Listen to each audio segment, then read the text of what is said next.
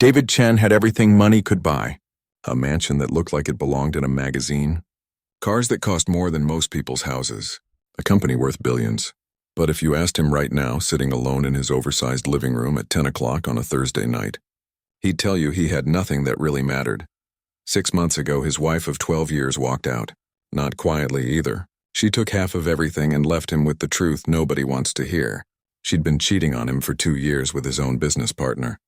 The man he'd trusted with his company secrets had been sleeping with his wife in the same bed David paid for. That kind of betrayal does something to a person. It changes the way you see everyone around you. David started questioning everything. Every smile seemed fake. Every kind word felt like it was hiding something. He'd lie awake at night wondering who else in his life was using him, who else was just waiting for the right moment to stab him in the back. His therapist kept telling him he needed to trust again. Easy for her to say, sitting in her comfortable chair, getting paid $300 an hour to tell him to feel better. David had stopped going to those sessions 3 weeks ago. What was the point? She didn't understand. When you have money like he did, you never really knew if people liked you or just liked what you could give them. That's when he came up with the idea. If he couldn't trust people's words, he'd test their actions.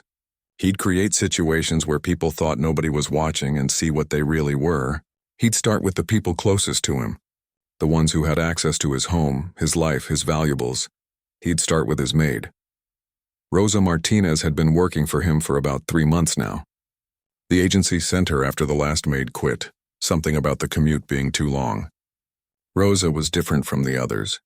She barely spoke unless spoken to. Did her job and left. No small talk. No attempts to become his friend. At first, David appreciated that. Now it made him suspicious.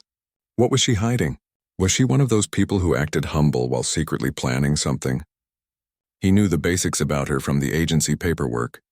38 years old, from Honduras originally, had all the right references and background checks.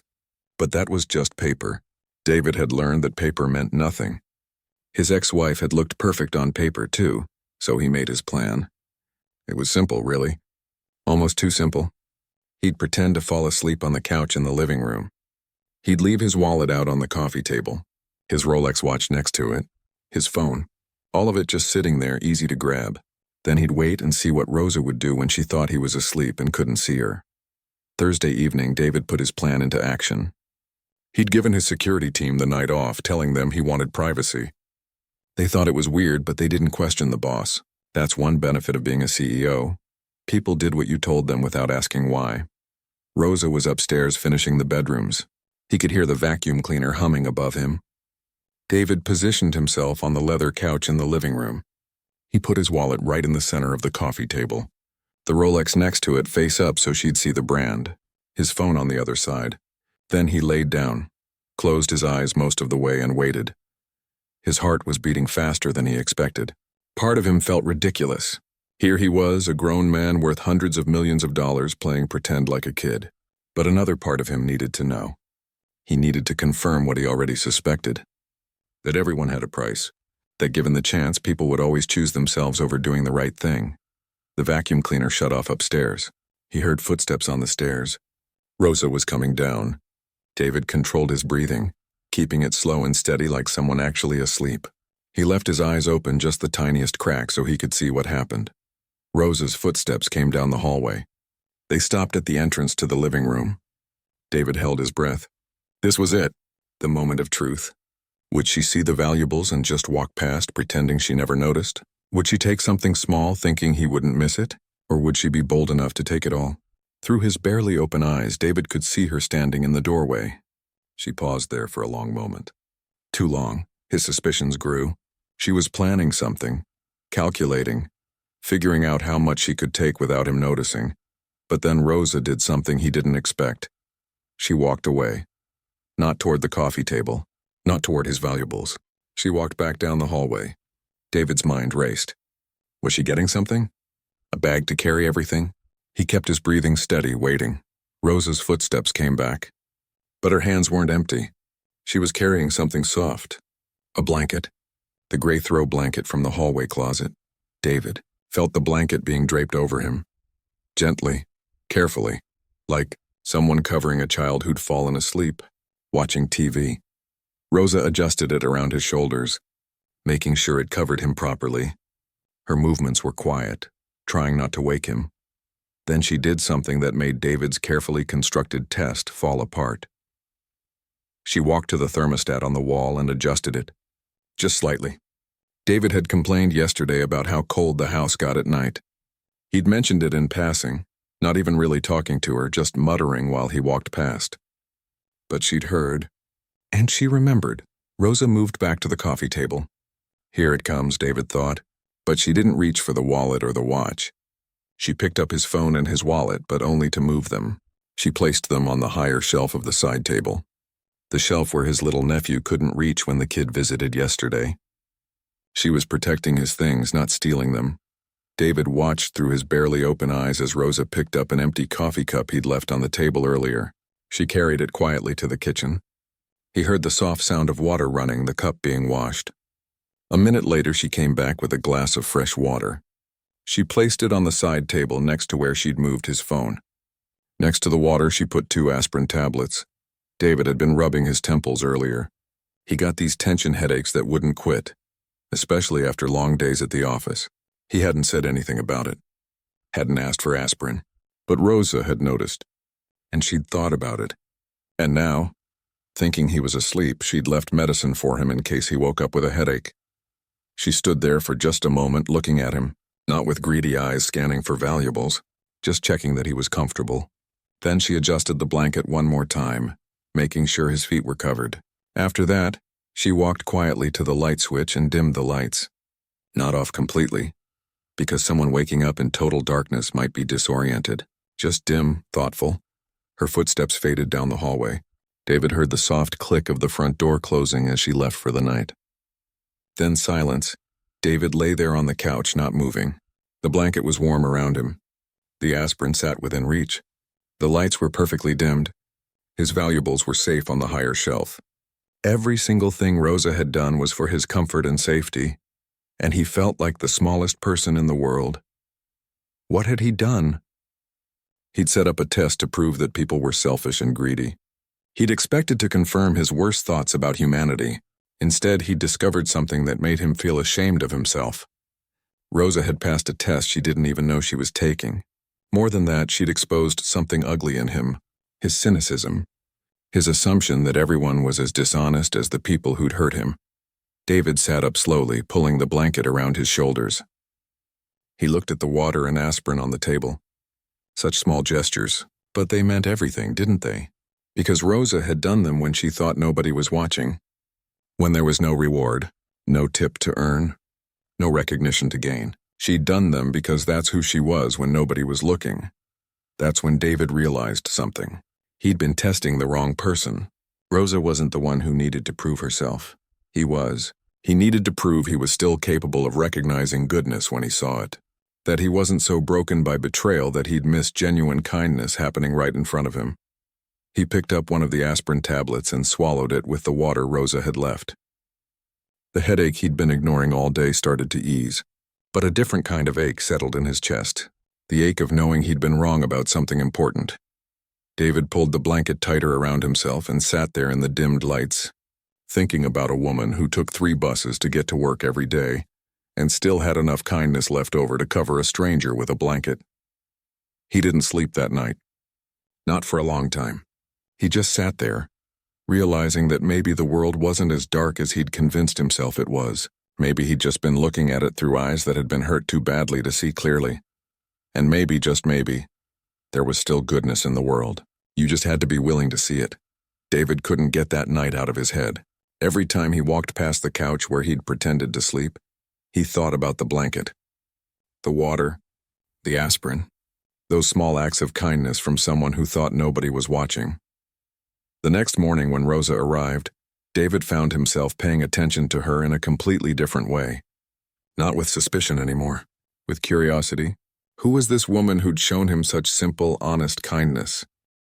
Rosa arrived at exactly 7 in the morning, just like always. David had never really thought about it before, but he looked up her address in the employee files that morning. She lived 40 minutes away by car, but Rosa didn't have a car. That meant buses. Multiple buses, probably. in a city where the bus schedule was unpredictable at best, yet she'd never been late. Not once in 3 months. David watched from his office as Rosa went about her work. She moved efficiently but never rushed. Every task done properly. She cleaned the windows until they were spotless. Organized his books by size on the shelves, probably because she noticed that's how he liked them even though he'd never told her. Watered the plants on the exact schedule they needed, but it was the small things he started noticing now. Things he'd been too suspicious or too busy to see before. Rosa always brought her own lunch in a worn plastic container. The same container every day, washed and reused. His kitchen was full of expensive food. Catered meals he barely touched. She never took anything. Never helped herself to even a piece of fruit. Around noon, David heard Rosa on a phone call in the hallway. She was speaking Spanish, her voice low. He didn't mean to eavesdrop, but his office door was open and sound carried in the big house. David's Spanish was pretty basic, learned from a couple of failed business deals in Mexico years ago. But he caught enough words to understand something was wrong. Medicinas, Rosa said. Medicines. Mi hija. My daughter. Her voice cracked on those words. David stood up from his desk and quietly moved closer to the door. Rosa's back was to him as she stood in the hallway, phone pressed to her ear. Her shoulders were shaking slightly. Lo sé, mamá. Lo sé. I know, Mom, I know. I'm sending money tomorrow. Tell her I love her. Tell her Mommy is working hard so she can get better. Rosa hung up the phone and stood there for a moment with her back still turned. David saw her wipe her eyes with the back of her hand. Once, twice. Then she straightened her shoulders, took a deep breath, and picked up her cleaning supplies. When she turned around, her face was composed again. If David hadn't just witnessed it, he never would have known she'd been crying. She walked right past his office, gave him a small professional nod, and continued with her work. David went back to his desk, but he couldn't concentrate. His daughter? Rosa had a daughter who needed medicine. And here was Rosa, sending money home while she ate from a worn plastic container and probably never bought anything for herself. He tried to go back to work, but his mind kept wandering. Around 2 o'clock, David did something he'd never done before. He opened his laptop and pulled up the background check file the agency had sent when they hired Rosa. He'd barely glanced at it before, just confirmed there were no red flags. Now he actually read it.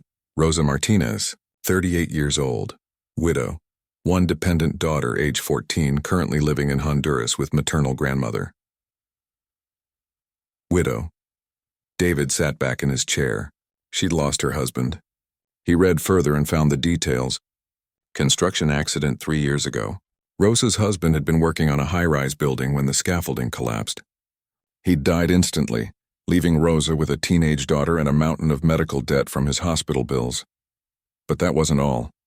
David kept digging, knowing he probably shouldn't, but unable to stop himself. He found Rosa's employment history. After her husband died, she'd worked 3 jobs at once just to keep food on the table. When her daughter got sick, diagnosed with type 1 diabetes, Rosa had made a choice. She'd come to the United States alone to find work that paid enough to cover the medical costs. She'd left her daughter with her mother and sent almost all her money home. David felt something twist in his chest. He opened another tab and searched for the average salary for a housemaid. Then he looked at what he was paying Rosa. It was fair, maybe even slightly above average, but compared to what she needed, what she was dealing with, it was barely enough. He did more research. Found out that Rosa worked a second job at a hotel downtown 3 nights a week. According to her timesheet at the hotel, which he found through a contact, she worked from 11 at night until 6 in the morning. Cleaning rooms, scrubbing toilets. Then she'd catch 2 buses to his house and work for him from 7 until 3 in the afternoon. David did the math in his head. On the days Rosa worked both jobs, she was getting maybe 3 or 4 hours of sleep. Yet she'd never asked for time off. Never called in sick. Never showed up looking anything less than professional and ready to work. And here he'd been, testing her integrity with a wallet and a watch, acting like she was the one who needed to prove something. Over the next few days, David found himself looking for excuses to be around when Rosa was working. Not to test her, just to understand her better. He started noticing even more details he'd missed before. Rosa never used new cleaning supplies until the old ones were completely used up. She'd squeeze every last drop from the bottles, waste nothing. When she dusted, she was careful with every item she picked up, treating his things with more respect than he treated them himself. The expensive vase his ex-wife had bought, the one he'd considered throwing out 100 times, Rosa would dust it like it was precious crystal. One afternoon, David walked past the room Rosa was cleaning and noticed something on her phone screen before she quickly turned it off. It was a photo of a young girl with dark hair and a bright smile, holding up a painting she'd made. The girl looked proud. Rosa looked at that photo the way some people look at their most treasured possession. That had to be her daughter. 14 years old, living in Honduras with her grandmother, suffering from diabetes, missing her mother. While Rosa was here thousands of miles away, cleaning houses and hotel rooms, sacrificing everything so her daughter could afford insulin and supplies and maybe, just maybe, a normal life. David went back to his office and sat down heavily in his chair. His own problem seemed very small suddenly. His ex-wife had cheated on him and taken his money. That hurt, it really did. But he still had his health. He still had his business. He still had options and opportunities and a life that wasn't about survival. Rosa was surviving. Every single day she was just trying to survive and take care of her daughter. And somehow in the middle of all that struggle and pain, she'd still found it in herself to cover a stranger with a blanket and leave him aspirin for his headache. That evening, as Rosa was getting ready to leave, David did something else he'd never done. He came out of his office and actually spoke to her. Really spoke to her, not just gave instructions about what needed to be cleaned. "Rosa," he said, and she turned around looking surprised. "How is your day going?" She blinked, clearly not expecting the question. "It's fine, Mr. Chen. Is there something you need?" "No, I just—" David realized he didn't actually know how to have a normal conversation with her. 3 months she'd worked for him, and this might be the longest personal exchange they'd had. "I just wanted to thank you for your work. You do a great job." Rosa's face softened slightly. "Thank you, sir." "I try my best. I can tell," David said.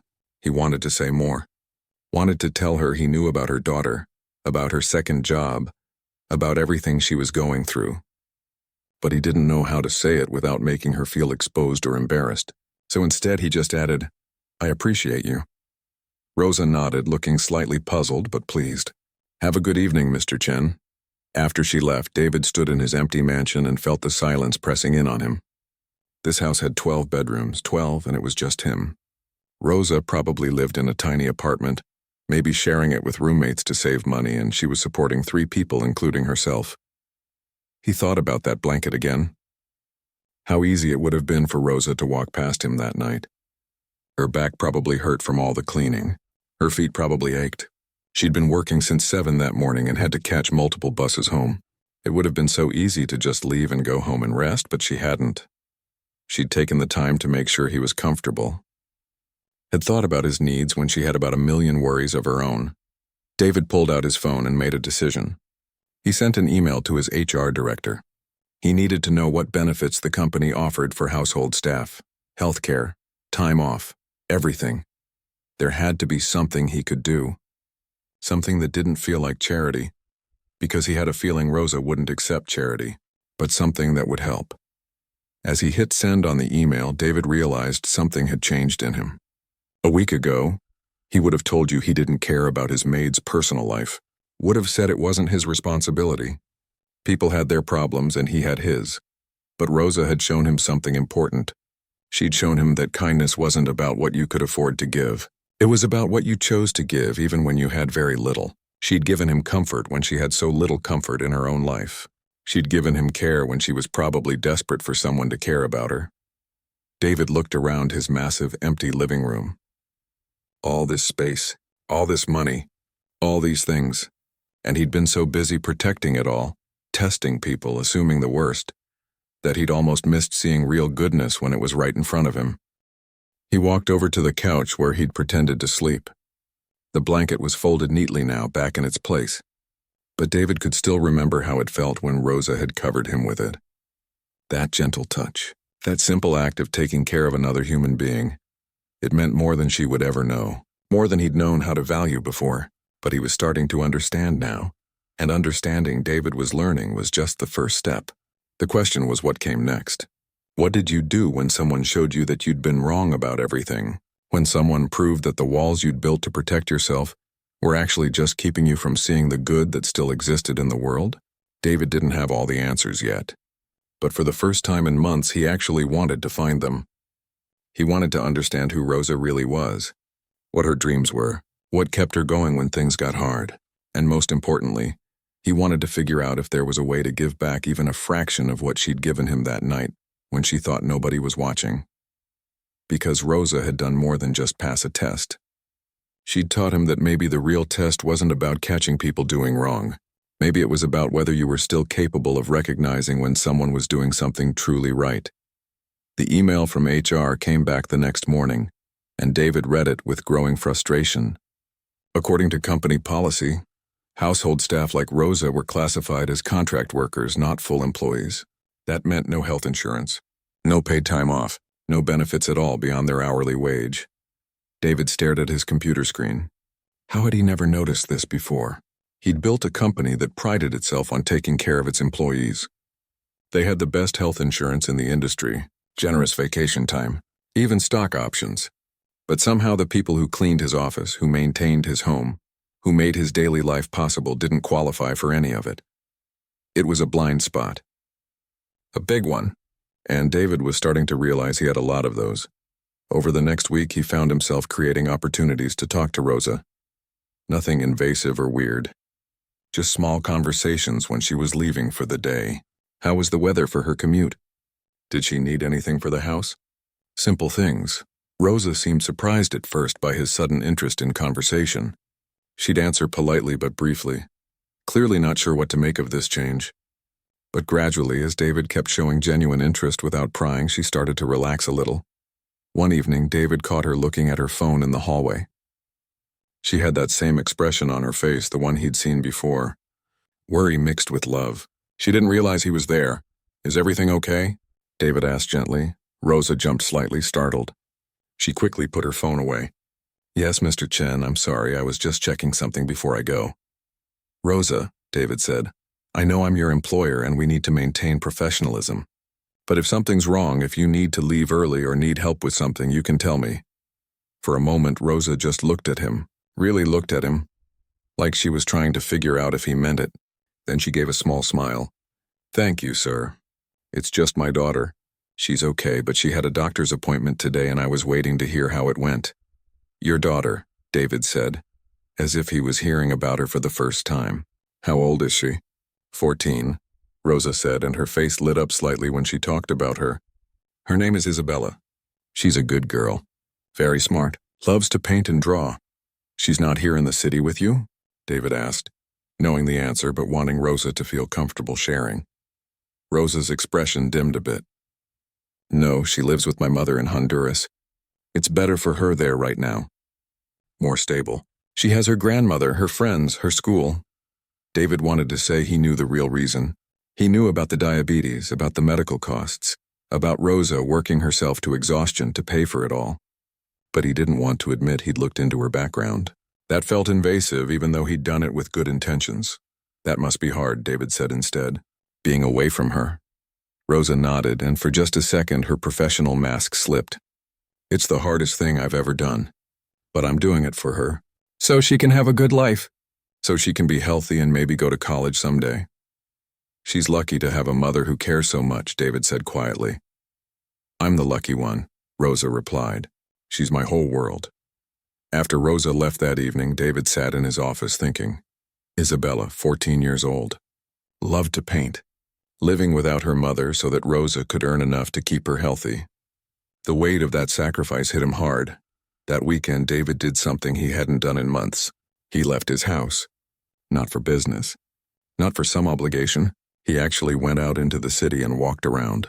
He found himself in a part of town he usually just drove through, the neighborhood where the buses from Rosa's area would stop. He watched people getting on and off the buses. Tired faces. People carrying grocery bags and wearing work uniforms. Folks who worked hard jobs for modest pay and then went home to more work. This was the world Rosa lived in. Not his world of boardrooms and expense accounts. This real world where everything was a struggle and nothing came easy. David stopped at a small restaurant and ordered lunch. Nothing fancy. Just a regular place where regular people ate. The food was good. Really good, actually. Better than half the fancy restaurants his ex-wife used to drag him to. While he ate, he watched the families around him. Parents with their kids. People laughing together. Simple happiness that didn't cost a fortune. When had he forgotten about this? When had he started believing that only expensive things had value? Monday morning, Rosa arrived at 7 sharp as always. David was waiting in the kitchen, which was unusual. He usually stayed in his office. "Good morning, Mr. Chen," Rosa said, looking slightly concerned. "Is something wrong?" "No, nothing's wrong," David said. "I just wanted to talk to you about something. Do you have a minute?" Rosa set down her cleaning supplies, looking nervous now. Of course.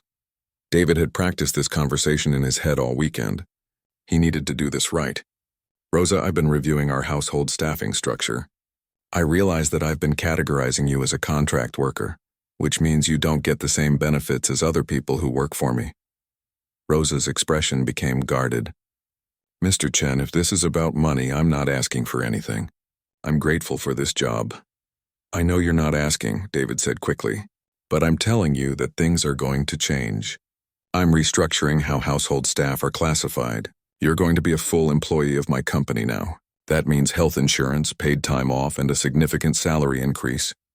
Rosa stared at him. "Mr. Chen, I don't understand." "The health insurance is comprehensive," David continued. "It covers dependents even if they live internationally. Your daughter would be covered." Rosa's hand went to her mouth. "Isabella?" "Yes," David said. "I know she has diabetes. I know that's expensive to manage. With this insurance, her medical costs would be covered.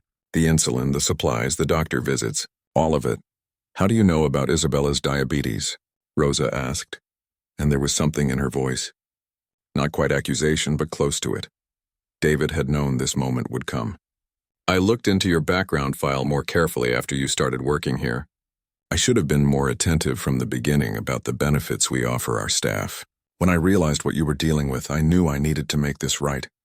Rosa was quiet for a long moment.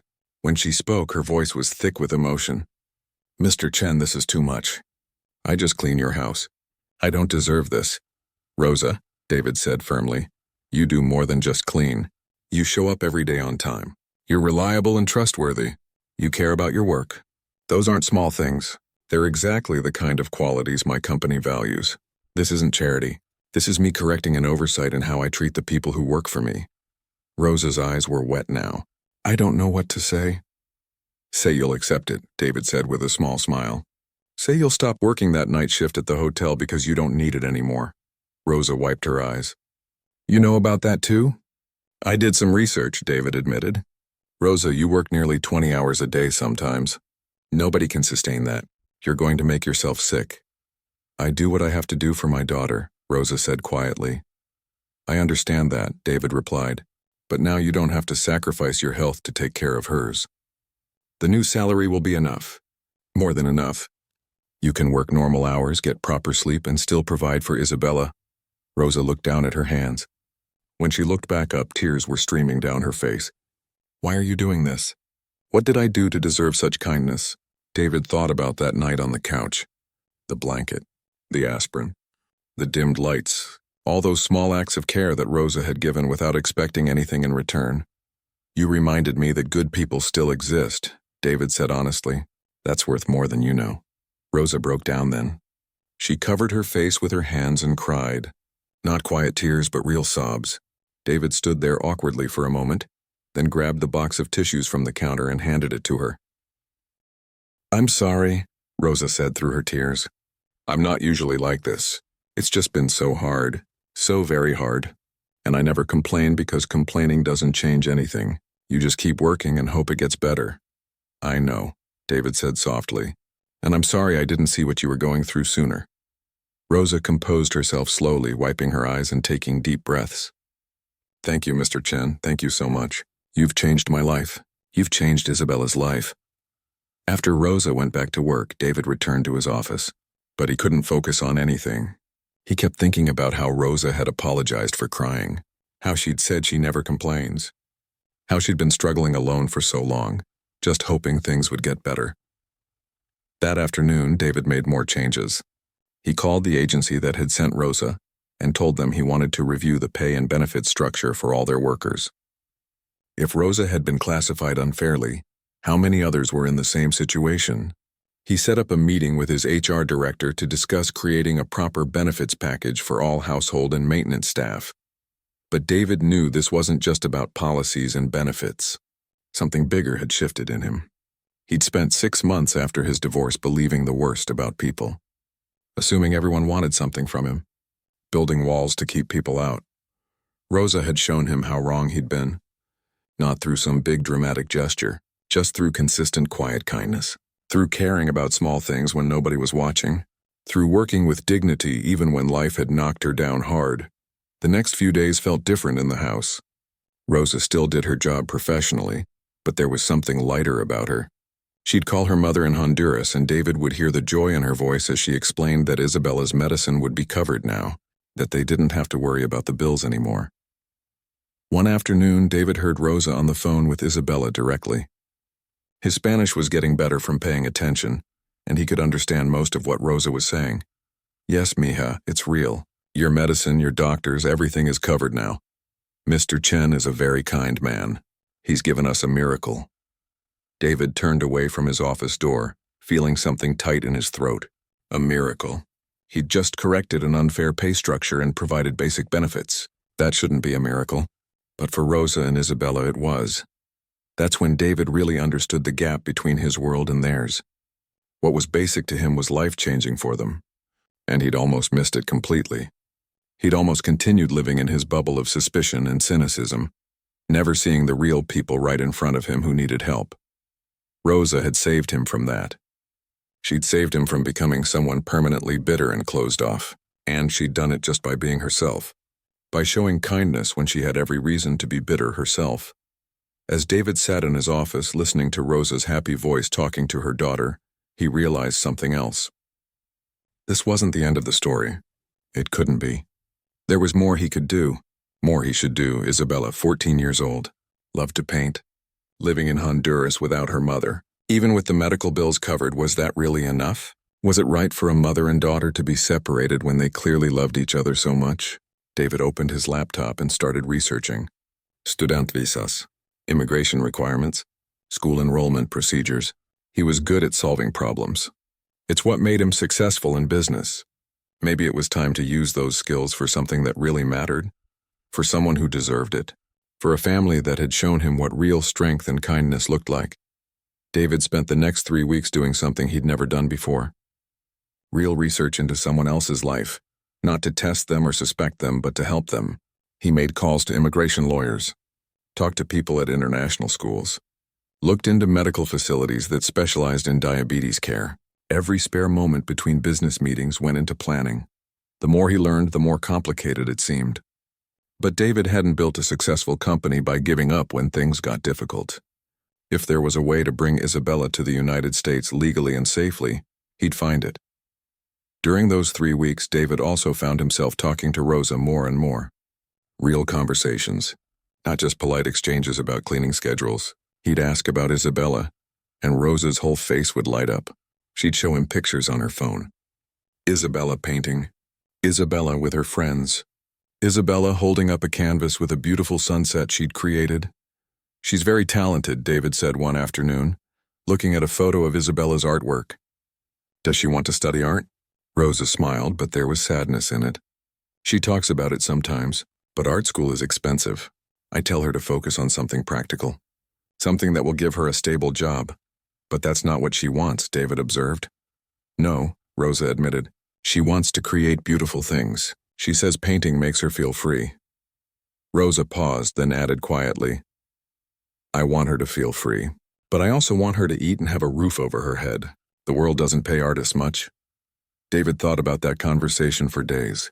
How many dreams died because people had to be practical? How many Isabellas in the world gave up what they loved because survival came first? Meanwhile, David's plan was coming together. The immigration lawyer had found a path. Isabella could get a student visa if she was enrolled in a recognized school. David contacted one of the best private schools in the city, one that had an excellent arts program and a strong medical support system for students with health conditions.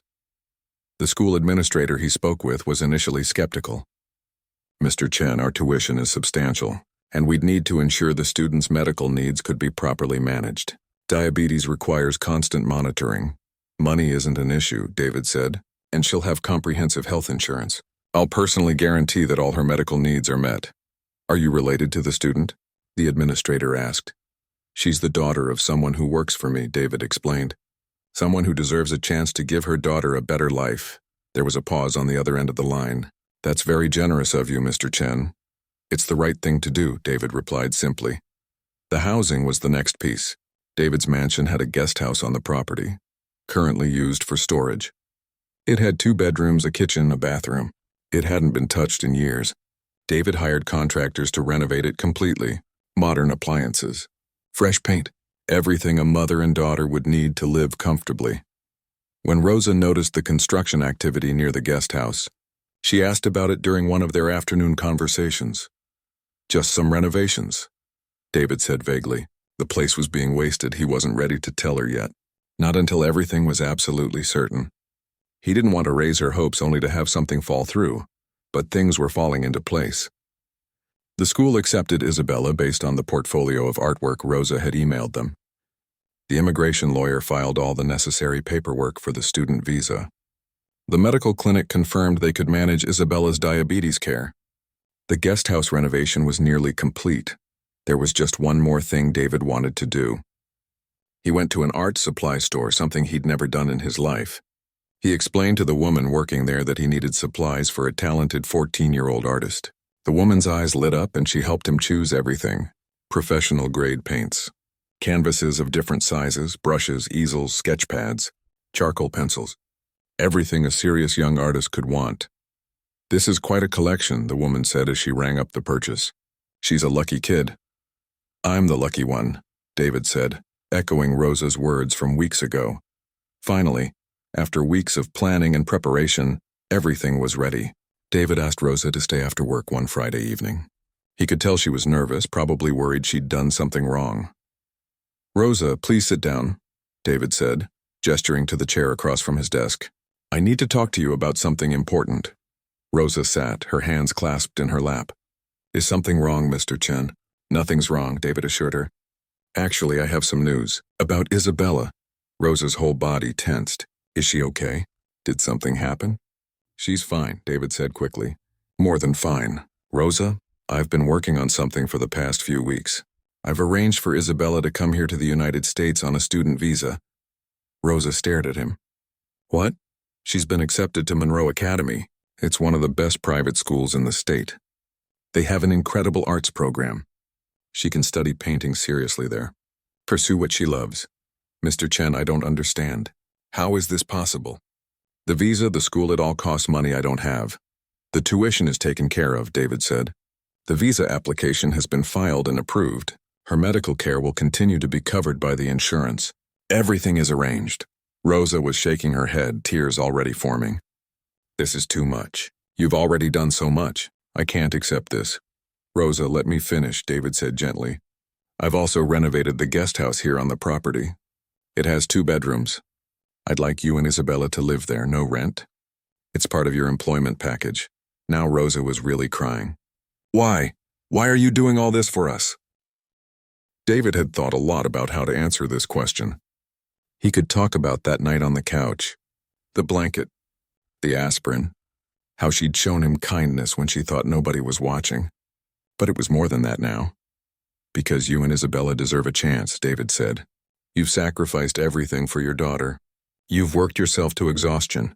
You've been separated from the person you love most. And through all of it, you've remained kind and dignified and good. That's rare, Rosa, that's special. I have the resources to help, and it would be wrong not to use them." "I don't know what to say," Rosa whispered.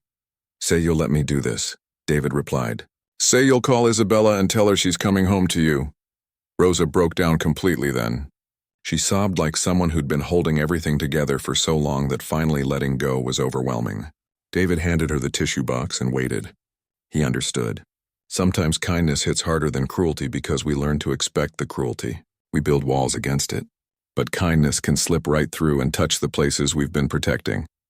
When Rosa finally composed herself enough to speak, Her voice was hoarse. When can she come? The visa should be processed within 2 weeks, David said. The school term starts in a month, so probably 3 weeks, maybe 4 at most. 3 weeks, Rosa repeated, like she couldn't quite believe it. After 3 years, just 3 more weeks. I know it probably feels like forever, David said. Mr. Chen, Rosa said, looking directly at him with red-rimmed eyes. You've given me back my daughter. You've given her a future. There are no words big enough to thank you. You don't have to thank me, David said. Just be happy. That's enough. The next few weeks were a blur of activity.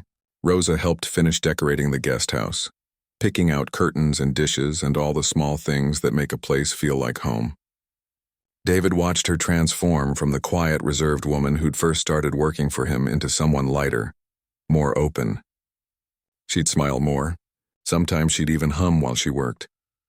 David also noticed her calling Isabella every single day now, sometimes twice a day. She'd tell her daughter about the school, about the art supplies waiting for her, about the room she'd have all to herself. Through the phone, David could hear Isabella's excited voice, rapid-fire Spanish about all the things she wanted to paint, all the places she wanted to see. She asks about you, Rosa told David one afternoon. She wants to know about the kind man who made this possible. Tell her I'm just someone who's learning about what really matters, David said. The morning Isabella was scheduled to arrive, David found Rosa pacing in the kitchen at 6 a.m. She was dressed nicely, her hands twisting together nervously. What if she doesn't recognize me? Rosa said. What if 3 years has been too long? What if she's changed and I don't know how to be her mother anymore? Rosa, David said firmly, you've been her mother every single day for 3 years. From thousands of miles away, you've loved her and provided for her and sacrificed for her. She knows that. Distance doesn't change love. Rosa nodded, but David could see she was still terrified. He understood. This was everything to her. Her whole world was about to change. David had arranged for a car service to pick up Isabella from the airport. He offered to go with Rosa, but she said she wanted to greet her daughter alone first. So David waited at the house, pacing in his own way, checking his watch every few minutes. Finally, after what felt like hours, David heard the car pull up the driveway. He stayed in his office, watching through the window. Rosa ran out the front door before the car had even fully stopped. The back door opened and a teenage girl got out. She was thin, with long dark hair and her mother's eyes. For a moment, mother and daughter just stared at each other. Then Isabella said something in Spanish, her voice breaking on the words. Rosa closed the distance between them and wrapped her daughter in her arms. They held each other and cried right there in the driveway. Just held each other and cried like they'd never let go. David turned away from the window, giving them privacy. His own eyes were stinging. He'd done a lot of business deals in his life, made a lot of money, built a lot of success, but nothing had ever felt like this. Nothing had ever mattered quite this much. Later that evening, Rosa brought Isabella to meet him. The girl was shy, hiding a bit behind her mother. But when Rosa explained in Spanish who David was and what he'd done, Isabella stepped forward. Thank you, she said in careful English. Thank you for bringing me to my mom. You're very welcome, David replied. Your mother tells me you're an artist. I hope you'll be happy here. Isabella nodded, then said something quickly in Spanish to Rosa. Rosa smiled and translated. She says she's going to paint something for you. To say thank you properly. I'd be honored, David said. As Rosa and Isabella walked back to the guest house, David watched them. Isabella had her arm linked through her mother's, and they were talking rapidly in Spanish, trying to catch up on 3 years in one evening. Their laughter floated back through the warm air. David thought about the man he'd been just a few months ago.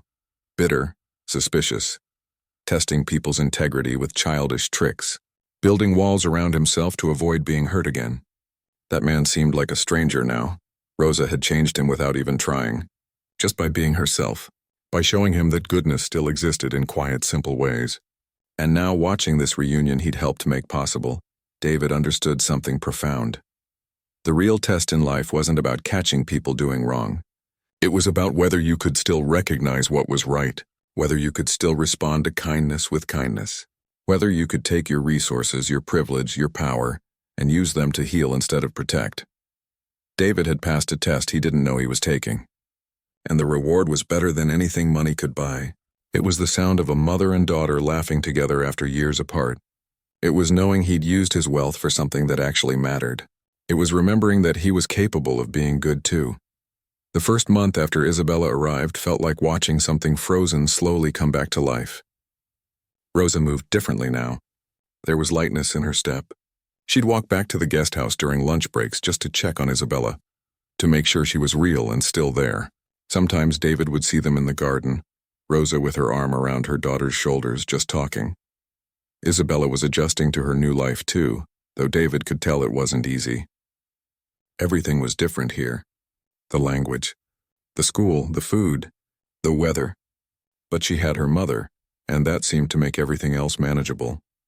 The art supplies David had bought sat in Isabella's room, and she used them constantly.